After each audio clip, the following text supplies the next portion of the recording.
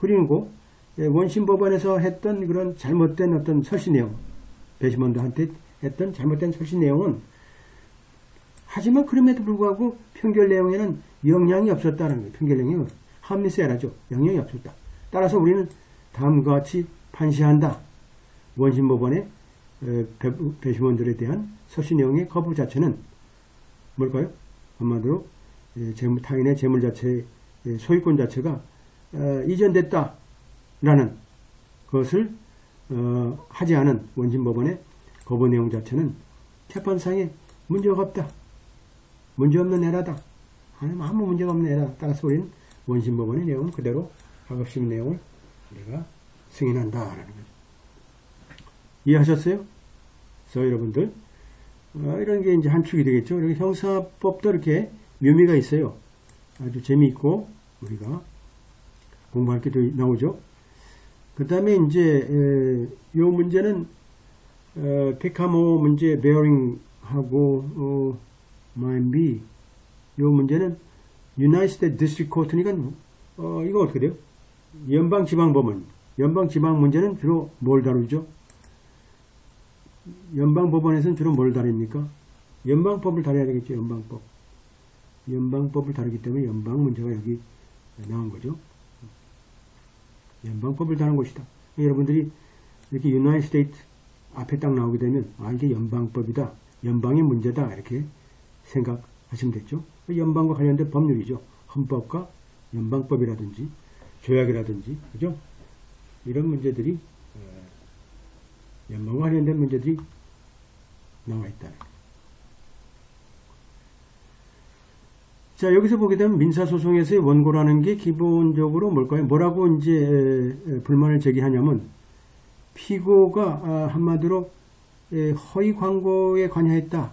피고가 허위 광고를 했다라고 이제 주장한 거죠. 원고가. 또 피고는 뭘까요? 원고의 노력을 이제 거부하는 거죠. 반기를 드는 거예요. 그 원고 입장은 뭘까요?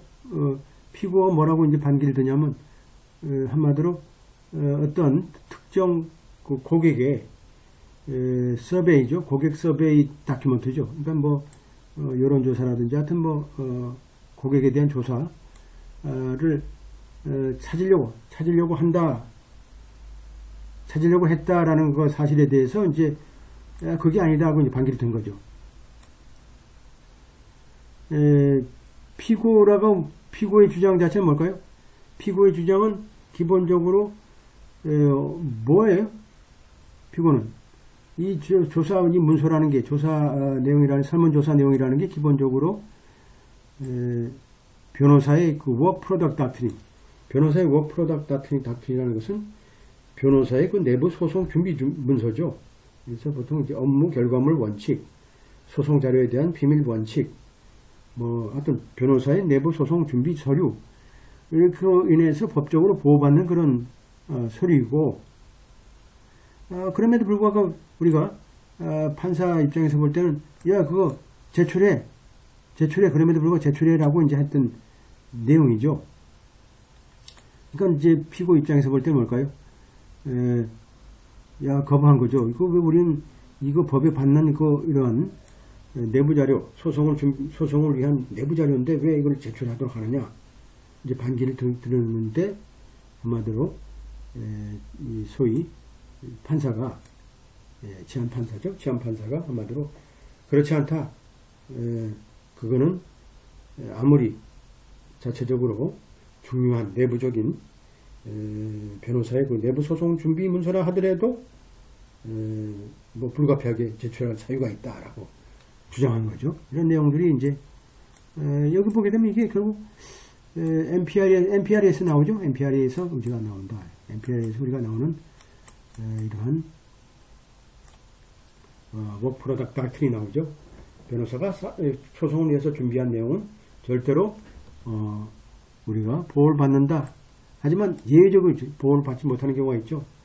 상대방이 불가피하게 우리가 아무리 노력해도 받을 수 없는 거, 그죠? 받지 못하는 거 이런 경우도 이제 내줘야 되는 거죠. 여기서는 이제 내주도록 명령한 거니까 우리가 그 사실을 우리가 한번 파악할 필요가 있다.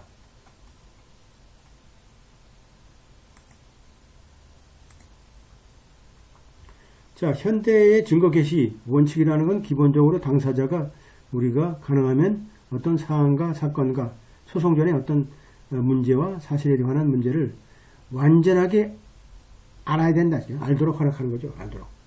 우리가 명백하게 이게 힉맨 케이스의 스프링코트 1947년도. 그러니까 서로 어떤 특정 문제, 양 당사자가 모은 특정 문제에 관한 내용을 모두 다 알고 인지하고 있어야 되는 것이 기본적으로 소송을 원활하게 할 수 있는 원칙이 되는 거죠. 우리하고는 완전히 다르죠. 우리는 한 사람이 몰라도 돼. 한 사람이 모르면 더 이익이야. 판사도 그것도 노리고 있죠.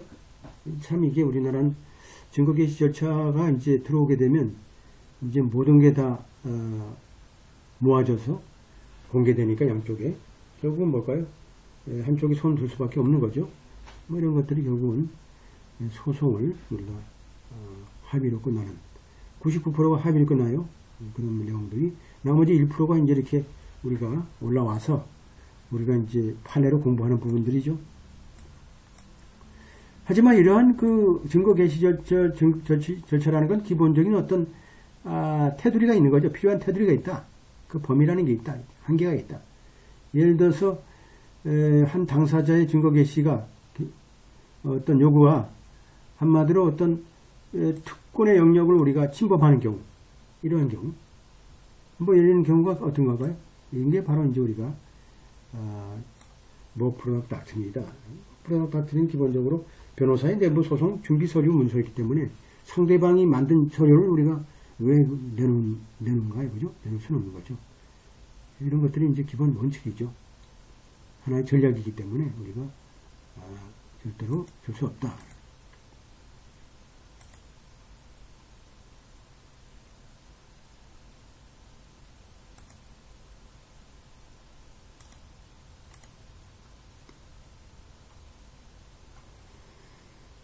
이번 시간도 어떻게 해요? 우리가 이제 NPRE를 배우는 거예요. 여러분들이 어려운 부분 중에 하나인 NPRE의 이런 워크 프로덕트 닥트린에 대해서 배우는 기회가 되니까 얼마나 더 좋아요. 우리가 꼭 우리가 판례를 공부한다 하지만 또 워크 프로덕트 닥트린에 대해서 공부하죠. 자, 룰 26B3 이 우리가 여기에 이제 나와 있는 워크 프로덕트 닥트린이라는 이 원칙이라는 것은 기본적으로 상대의 필요성을 상대에 대한 필요성을 우리가 비교 형량할 목적으로 하는 거죠. 그래서 우리가 변호사의 어떤 준비, 클라이언트를 대표로 하는 변호사의 준비 내용을 우리가 증진시키기 위해서 상대방 이 어드버스 시스템이죠. 한마디로 피고와 원고라는 제도의 필요성을 우리가 비교 형량에서 만든 것이죠. 그것은 뭘까요? 한마디로 어떤 논쟁의 문제를 논쟁의 해결에 관한 중요한 사실에 관한 내용을 밝힘으로써 밝히는 어떤 사회적인 이익에 대해서 우리가 이러한 어드버서리 시스템이라는 어떤 원고와 피고에 관련된 문제를 필요성을 우리가 비교 형량에 의해서 만든 것이다. 따라서 워크 프로덕트 닥트린이라는 것은 우리가 어떤 내용을 우리가 포함하고 있느냐? 한마디로 문서라든지 다른 탱저블성이죠. 보이는 것들, 탱저블. 또 그리고 소송과 관련해서 혹은 재판과 관련해서 미리 예측해서 준비했던 내용의 문서들, 내용의 것들. 그리고 타방이나 혹은 타방을 위한 타방에 의해서 대리인이죠. 위해서 한 것들. 타방인, 한마디로 변호사를 위해서 이렇게 하면 되겠죠. 혹은 당사자를 위해서, 혹은 변호사가 변호사를 위해서. 따라서 워크 프로덕트 보호라는 것은 기본적으로 이러한 사실에 대한 조사를 방해를 할 수 있기 때문에 우리가 아무리 있다 하더라도 아주 해석을 어떻게 해요? 아주 좁게 해석해야 됩니다. 그 목적을 달성하기 위해서 뭘까요? 좁게 해석해야 된다. 좁게. 무조건 우리가 다 그걸 보호받을 수는 없다는 얘기죠. 좁게 해석해야 된다. 오히려 재판에 어떤 사실을 우리가 진실을 규명하는데 방해가 될 수 있기 때문에 그렇다는 얘기죠.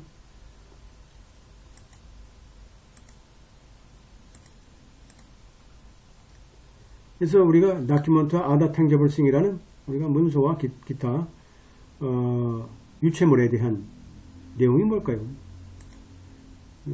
보게 되면 뭐 피고들이 주장하는 것들이죠. 피고들이 이러한 work product doctrine에 따라서 우리가 특권이 있다고 주장하는 것들, 문서나 유체물에 대한 것이다. 따라서 기본적으로 이러한 요소는 그죠? 뭐 이러한 이 사건에서의 우리가 해당 원칙의 적용에 관해서 우리가 이견이 없다는 얘기죠. 이견이 없다. 뭐 이건 사실이다는 얘기죠. 그리고 소송 또는 재판의 준비와 관련된 예측에서 우리가 만든 것들. 그래서 우리 기본적으로 이러한 문서는 보호를 받는다.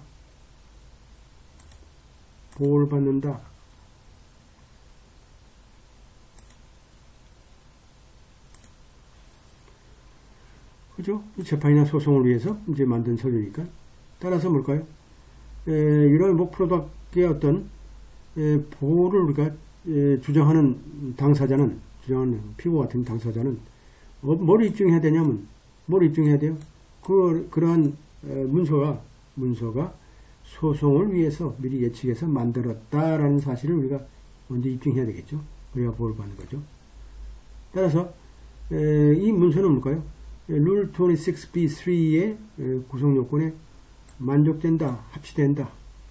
그리고 문서의 어떤 성격으로 볼 때, 또 특정한 사안에 대한 어떤 사실적인 내용을 우리가 살펴볼 때, 이러한 문서는 우리가 당연하게 그렇게 준비된 것으로 보고, 또 이러한 소송을 염두에 둬서 취득한 것이라 이제 우리가 인정된다라는 거죠.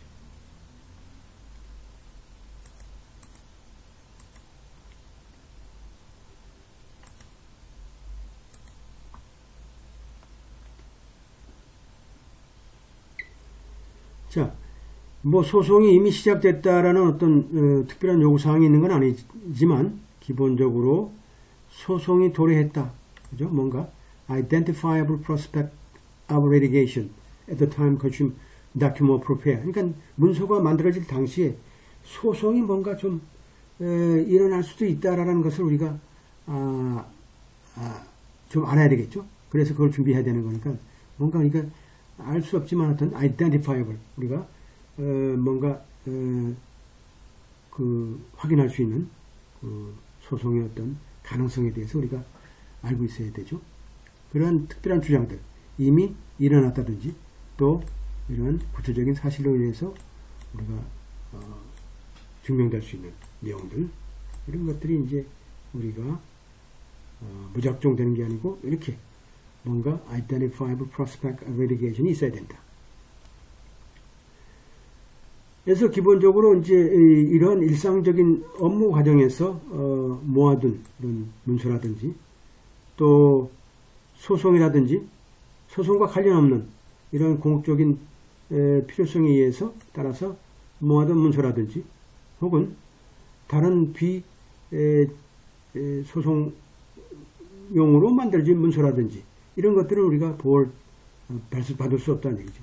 비록 그 당사자가 그 문서 자체가 소송이 일어났을 때 비록 뭐 쓰여진다 하더라도 그죠? 기본적으로 그러한 경우는 우리가 보호를 받지 못한다.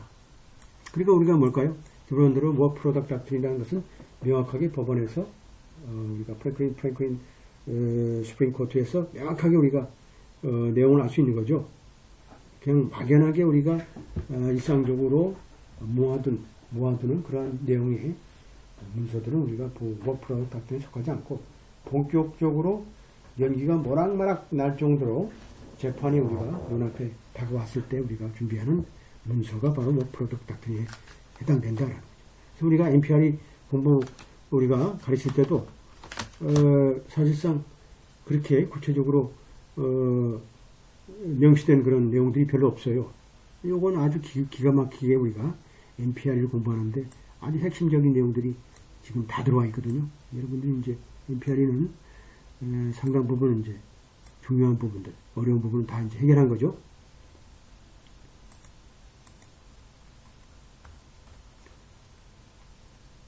자, 그리고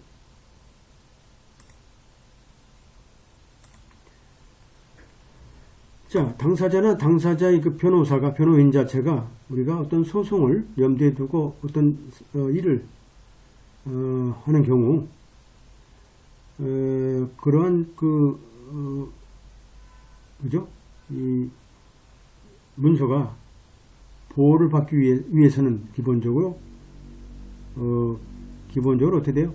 그러한 engagement letter, 한마디로 이 변호사와 소송과 관련해서 클라이언트와의 편지에서 그 목적에 명확하게 우리가 그 내용이 있어야 된다라는 거예요. 우리가 그냥 막연한 것보다도 우리 소송을 하려 그러면 우리가 의뢰인이 있을 거 아니에요. 의뢰인과 우리가 커뮤니케이션을 통해서 우리가 그 사건을 관여하는 입장에서 우리가 소송을 우리가 염두에 두고 전략을 수립하는 내용들이 포함되어야 된다. 한마디로 어떤 특별한 소송을 염두에 두고 자신의 어떤 지시에 따라서 했다라고 인정되는 어떤 진술서, 변호사로부터의 진술 내용들,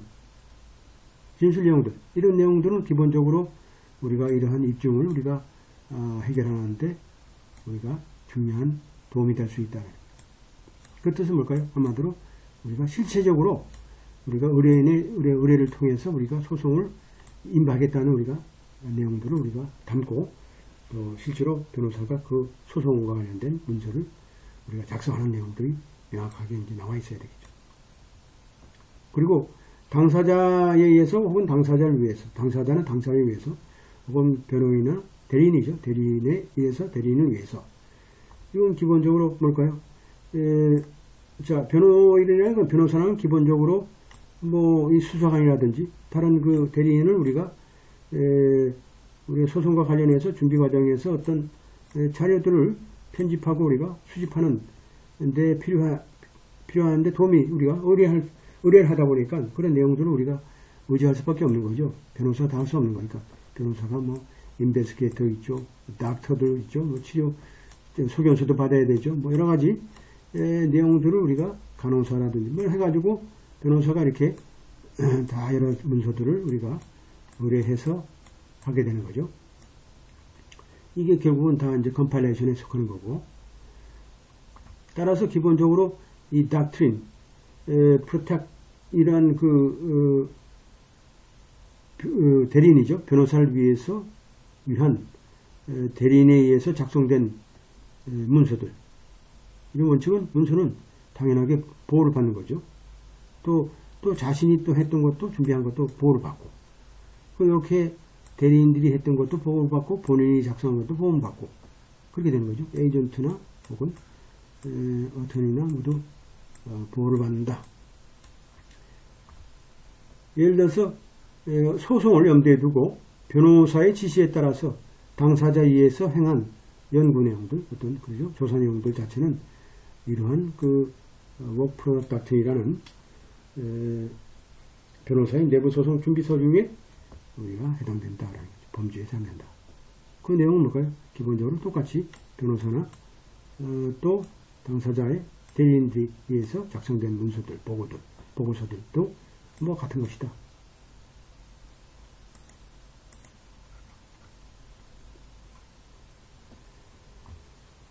하지만 이러한 보호를 우리가 보호받고 있는 이 문서 자체를 보호를 우리가 극복하기 위해서 뭘 해야 되냐? 뭘 또 주장할 수 있냐면, 이제 앞에서는 뭐 다 필요한 내용들이 보호를 받는 쪽에서 얘기했지만, 이제 보호를 받지 못하는 내용은 일반적인 업무 내용들에 관한 사항들, 그리고 의견적인 업무 사항에 대한 문제.